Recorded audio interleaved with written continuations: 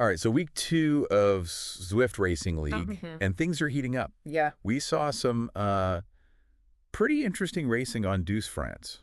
Yeah, a very different Douce France than we're used to seeing with the team time trial. Yeah, Ugh. typically a team time trial course, but this was a points race. So really Yeah. focus on individual sprinting strength. Right. And we'll get into the specifics of that. But first, I kind of want to, for people who haven't raced Douce France before, Yeah. can you give us kind of a rundown of what that course looks like? What are the key sections that kind of shape the race? Sure. So Douce France starts out through this section called Les Intestins, Okay, which is twisty and turny. So it's all about just staying safe and saving energy for what's to come. got it. And then you hit your first opportunity for sprint points, which is the ball on sprint. Okay, Which is kind of a tricky one because it's uphill, downhill, uphill. right. So, being in the right position and having that timing down is really important. Yeah, so not just brute force, but strategy as well. Yeah, exactly. And then you head over to the Aqueduct KO, Okay. which is a very short climb and very draftable. So a lot of people, maybe try and make a little bit of a move there or just sit in and conserve energy. Yeah. And then you head into what is probably one of the most interesting parts of the course. Yeah, and I think we saw some drama here. Yes, exactly.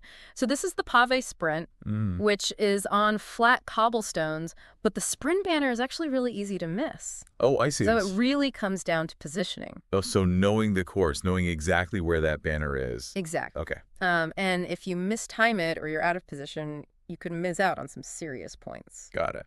And then finally, we have the Marina Sprint. Ooh, okay. And the Marina Sprint is interesting because it doubles as the finish line.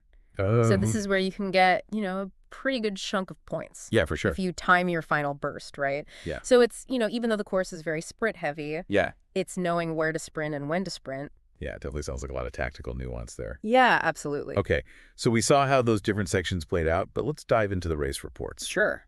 What were some of the standout performances that really caught your eye? Well, in the A1 division, we saw a dominant performance from Dirty Beasts. Okay. And they racked up points in both FAL and FTS sprints. Okay. So really, showcasing their strength in both, those short sprints and then maintaining speed for those longer segments. Oh, very versatile. Yeah, exactly.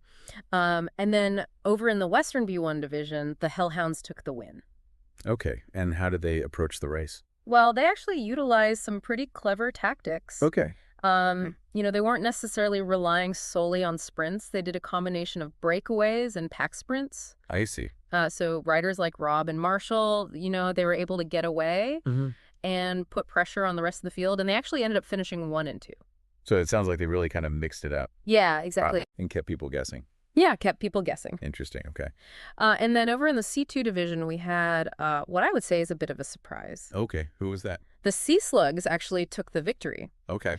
And they might not have a marquee sprinter on their team, but what they were able to do was, really work together and just be consistent in picking up points throughout the entire race. So it sounds like that teamwork really paid off. It did. It really did. Excellent. And then C1 saw some pretty tight racing. Oh, C1 was very, very close. Yeah. So we had a shared first place between the Sea Cats and the Sea Dogs. Wow. The Sea Cats really, showed off their sprinting power.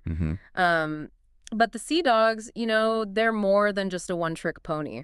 Okay. They've got some really good tactical awareness. Right. So, it was a back and forth the whole time. Yeah, I bet. And this is definitely a rivalry we're going to want to keep an eye on because it looks like it's going to continue throughout the rest of the season. Yeah. It sounds like that could go either way. It could go either way. Definitely an exciting one to watch. Yeah. Okay, so we talked about some of the teams, but were there any individual performances that were particularly impressive? Oh, yeah, absolutely. Oh, okay. Tell me about that. So Quint from the Dodos Yeah. had a really strong showing, and he actually grabbed third in the fastest through segment on the Aqueduct climb. So that was pretty impressive. And then a shout out to his teammate Geezy, who achieved an FTP increase. Oh, congratulations, Geezy. Yeah, that's fantastic. So, always good to see people achieving, personal goals within the context of these team competitions. Yeah, definitely adds a layer of excitement to it. Yeah, absolutely. Okay, so that's kind of the individual level. Let's talk about the big picture now. Okay. team standings. Yeah. How did week 2 shake things up? Well, the leaderboard's starting to take shape, but there's still plenty of time for things to change. But over in the A1 division, the Dirty Beasts' victory in week 2 has propelled them to the top. Oh, wow, big move. Yeah, they're now tied with EDDK. Oh, okay. So this is setting up a very interesting battle between these two powerhouses as the season progresses. So A1 heating up at the top. Definitely heating up at the top. Okay. How about the Western B1? Yeah. What's going on there? So the Hellhounds managed to maintain their first place position. Okay. Thanks to those clever tactics, but they have a target on their back. I bet they do.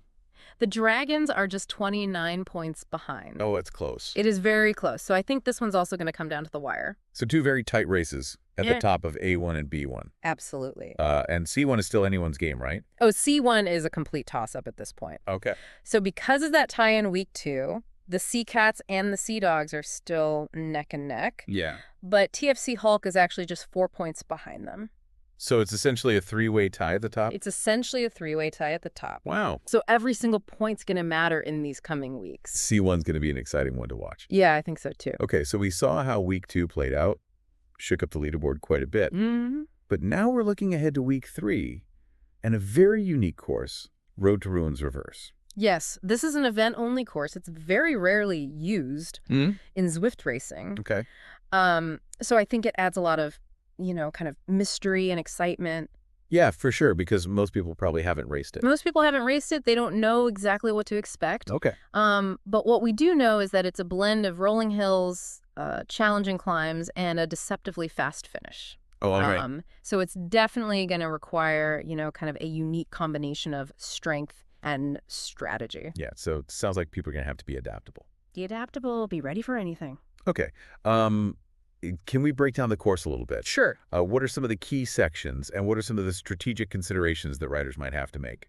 So the Dirty Sorpresa comes fairly early in the race. Oh. It's probably not going to create any significant gaps this early on, Mm-hmm. but it's an opportunity for maybe some stronger riders to just test their legs a little bit. Yeah. And maybe put a bit of pressure on their competitors. So potentially shake things up a little bit right out of the gate? Yeah, exactly. And then you head into the first major test, which is the Epic KOM reverse base. Okay.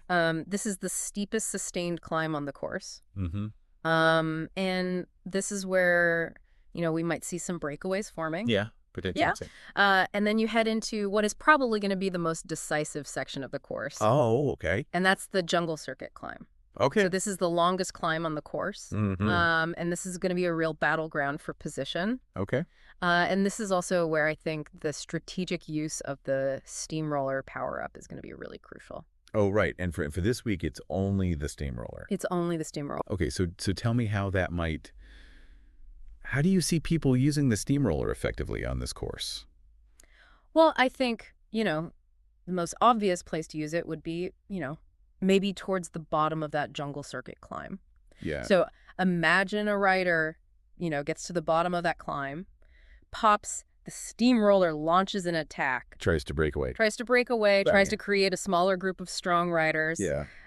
Really puts the pressure on everyone else to respond. Yeah, that sounds like a really key point to use it. Yeah, I think so too. Okay. And then, of course, we can't forget about the finish. Yeah, and that's the deceptively fast finish. Exactly. It's fast and flat, Mm-hmm.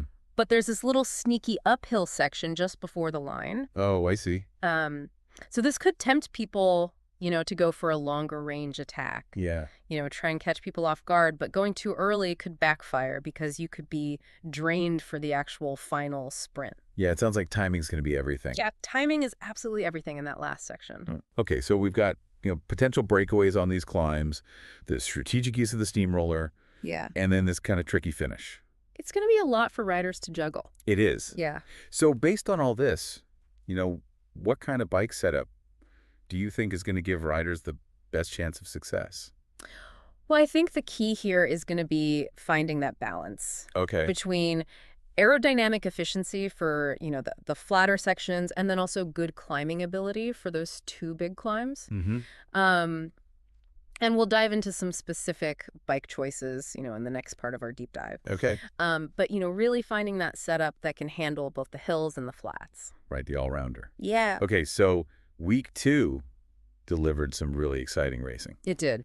And it really sets the stage for what I think is going to be a really interesting week 3. Yeah, I think so too. Road to Ruins Reverse is going to be a new challenge for a lot of people. Yeah, and we're going to dive into some more of those challenges, in the next part of our deep dive. So be sure to join us for that. All right. Thanks for listening. Yeah. See you next time. Welcome back to the deep dive. So we were talking about Road to Ruins Reverse and all the unique challenges that it presents. Yeah, I'm really curious to see how the different teams approach it. Me too. Me too. And especially, we talked about those 2 major climbs. Yeah, the Epic OM and the Jungle Circuit. Exactly. Yeah. Exactly. So, there's a trade-off there, right? Yeah. For teams with really strong climbers, they might be tempted to attack early. Oh. Try and force a breakaway, make other teams chase. Right. But there's a risk there. Yeah, what is it? If those breakaway riders get caught, Oh, I see. they could be completely exhausted for the later stages of the race. Yeah, so going all in early is a gamble. It's a big gamble, it is. Okay, so what about, teams that are maybe more focused on a sprint finish? Right. How would they approach those climbs? I think they'd approach them very differently. Those teams with those really powerful sprinters, they might just opt to stay in the pack, conserve energy, focus on keeping the pace controlled, and then wait for that final sprint to make their move. Yeah, so it really sounds like it comes down to kind of knowing your strengths. Yeah. Knowing your team's goals. Absolutely. And then being able to kind of adapt to how the race is unfolding. And communicate, right? Make Yeah. sure everybody on the team is on the same page. Yeah, communication and teamwork, that's key. Absolutely can't win a ZRL race without it. Okay, so breakaways on the climbs, Mm-hmm. potentially some tactical sprinting later on. Mm-hmm. But we also can't forget about the steamroller. Oh, the steamroll, the great equalizer. Right, and only the steamroller for week 3. Exactly. So, we talked about the Jungle Circuit climb Yeah. being kind of a prime spot to use it. Why that section? Well, it's the longest climb. Mhm. It's the most challenging climb. And, if you're looking to make a move, get a gap on the other riders. That's the place to do it. Yeah, so picture this, right? You're coming up to the bottom of that climb. Yeah. You pop the steamroller, You launch an attack, gone. and then everybody else has to decide, are they going to chase you down? Yeah, do you burn all your matches trying to get to that rider? Exactly. Or do you sit back and wait for a better opportunity? Yeah, so not only using it yourself, but also having to kind of anticipate what other people might do. Oh, it's a mind game. It is. It's one of the things I love about Zwift racing, you know? Yeah. It's not just about how many watts you can push. Mm-hmm. It's about, knowing the course, knowing the power-up dynamics, and then making these, split-second decisions. Yeah, being able to read the race. Absolutely. Okay. And then we also talked about the finish being, fast and flat, but with that little kicker. Right, that sneaky uphill. Right before the line. Yeah. How do you see that playing out? Well, for some people, that might be really tempting to go for that long-range attack. Yeah. Try and catch everybody by surprise. Mm-hmm. But the danger there is if you go too early, you might not have anything left for that final sprint. So again, timing is key. Timing is everything. Okay, so we've talked about the strategic decisions, the different sections of the course. Mm-hmm. Let's talk about bike setup now. Okay, yeah, let's get into that. So we talked about, find that balance of aerodynamic efficiency and then also good climbing ability. Mm-hmm. What are some specific bikes that you think would really excel on this course? Okay, so I think a really solid option would be the Pinarello Dogma F 2024 Okay. with DT Swiss disc wheels. Okay, and why that one?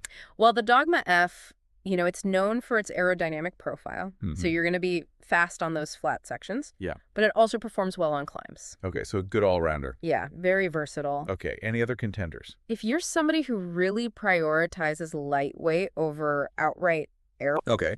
the Canyon Aeroad 2024 with DT Swiss disc wheels might be a really good choice. And what's the advantage there? Well, it's a little bit lighter. Mm-hmm. It's not quite as aero as the Dogma. Okay. But that lighter frame could be really beneficial on those climbs. Yeah, so a little bit more agility. Yeah, a little bit more snappy. Okay. And then, for the real climbing specialists out there, there's always the Tron bike. The Tron bike. Yeah, it's not going to be as aero as the Dogma or the Aeroad, but it's exceptionally lightweight. Yeah, that thing climbs like a mountain goat. It does. It really does. So if you're somebody who you know is really confident in your climbing ability, Okay. and you think that those climbs are where you can make up the most time, Yeah. Mm-hmm. that could be a good option for you. Okay, so a few different choices there for people to consider. Yeah, and it really just comes down to, what are your strengths? Mm-hmm. What are your goals for the race? Yeah. And what kind of bike do you think is going to help you achieve those goals? Yeah, and we've covered, a lot of ground in this deep dive so far. We have. We talked about the course itself, the strategy, Right. bike setup. Yeah. But I think it's important to remember that, Zwift racing is about more than just, physical strength and the right equipment. Oh, yeah, absolutely. There's a huge mental aspect to it as well. Absolutely. So what are some things that people can do to kind of prepare themselves mentally? Well, I think the biggest thing is just to approach the race with a positive attitude. Okay. Be willing to adapt, Mm-hmm. and really focus on teamwork. Remember that you're not out there alone. Right. You've got your teammates. Yeah, a team. And, work together and support each other. Yeah, that's such a key point because, sometimes it can be easy to get caught up in the individual performance. Yeah.